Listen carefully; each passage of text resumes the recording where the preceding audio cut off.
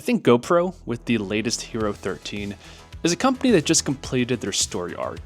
They started out as a very innovative company that pioneered a whole new category of cameras, but now in 2024, it's a different company. It's the late game of their strategy. They're not innovating anymore, and they're really just using their brand recognition to overcharge for mediocre average cameras. I think GoPro peaked and hit their stride in the mid-2010s with products like the Hero 7, along with the drone that they offered. That was a really cool device. They even had a modular 3-axis gimbal.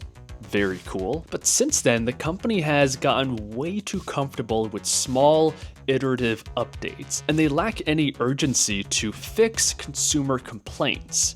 For instance here, GoPros for a very long time had a massive issue with overheating, freezing, and losing footage. Most companies would fix this immediately with either software or the next generation, but for GoPro, this issue plagued multiple generations of their action cameras. All the while, competition from DJI, Insta360 has really stepped up. These companies are now producing industry-leading technology. I mean, the gap between GoPro and these competitors is only widening every single year. And today, with the release of the Hero 13, it only solidifies this trajectory. The camera itself has very few, surprisingly few, meaningful upgrades. To give them credit, one of the cool things they did finally add is a magnetic mounting system, but even this is long overdue. It's too little too late. DJI introduced this feature many years ago. And something completely insane about this Hero 13 model is the image sensor.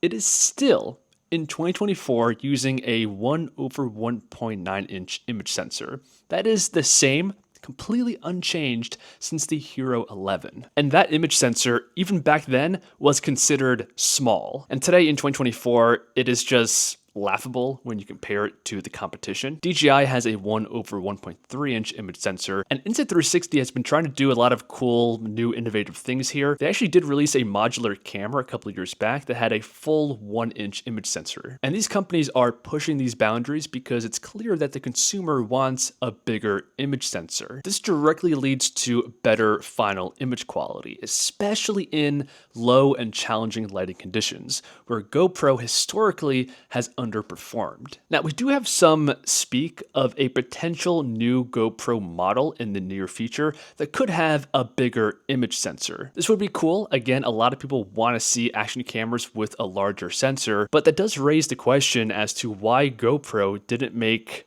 the base camera, the Hero 13, better. But after some thought, I think it's pretty obvious why GoPro might be taking this new approach, and it's simply to generate as much revenue from their consumers as humanly possible. So the only reason to not make the Hero 13 a better camera and instead withhold the bigger 1-inch sensor for a different version is to charge more money for that camera. This way they can claim that their base model is still affordable, competitive with the rest of the market, and then they can essentially charge whatever they want for the better, more premium option. And the best case scenario for GoPro is that people end up buying both versions of the camera. Another way GoPro is milking their brand name to get as much money as possible from their consumers is the new approach to accessories for the current Hero 13. So the big change this year for the Hero 13 is the optional lenses that can change and alter the way the footage looks. In the official advertisements, this is going to be the primary selling point of the Hero 13,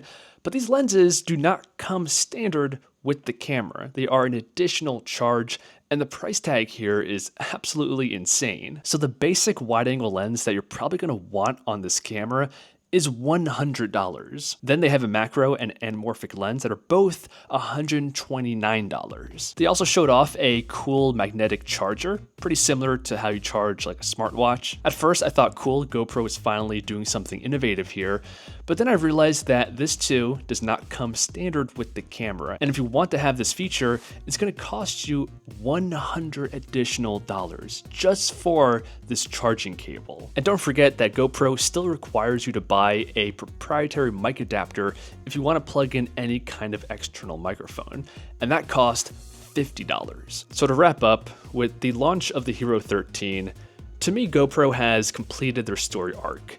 going from a unicorn that pioneered a whole new industry to a company that no longer pushes the boundaries of innovation. They have a mediocre, average product, and they charge extreme amounts of money based off of their brand recognition.